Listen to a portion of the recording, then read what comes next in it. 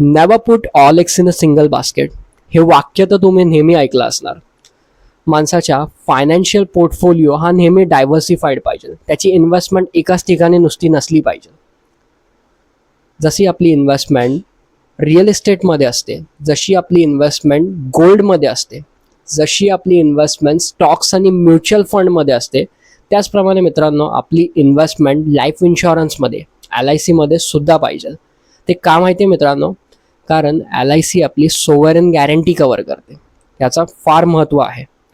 आणि LICमध्ये इन्व्हेस्टमेंट केल्यानंतर आपले जे लाईफ इन्शुरन्स आहे त्याचा आपल्याला वेल्थ क्रिएशनसाठी उपयोग करता येऊ शकतो.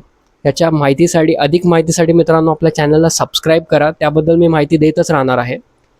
आणि तुम्हाला पर्सनली माहिती पाहिजे असेल तर तुम्ही माझ्या पर्सनल कॉन्टॅक्ट नंबरवर संपर्क करू शकता. मी तुम्हाला गाईड करू शकतो. आणि जसं वाक्य आहे never put all eggs in a single basket, त्याचप्रमाणे आपला जो फायनान्शियल पोर्टफोलिओ आहे हा सगळा डायव्हर्सिफाईड पाहिजे. त्यामध्ये लाईफ इन्शुरन्सचं LICचं काय महत्त्व आहे हे मित्रांनो जाणून घेण्यासाठी आपल्या चॅनलला सबस्क्राईब करा. आणि अधिक माहितीसाठी तुम्ही माझ्या पर्सनल कॉन्टॅक्ट नंबरवर संपर्कसुद्धा करू शकता. Thank you very much. धन्यवाद.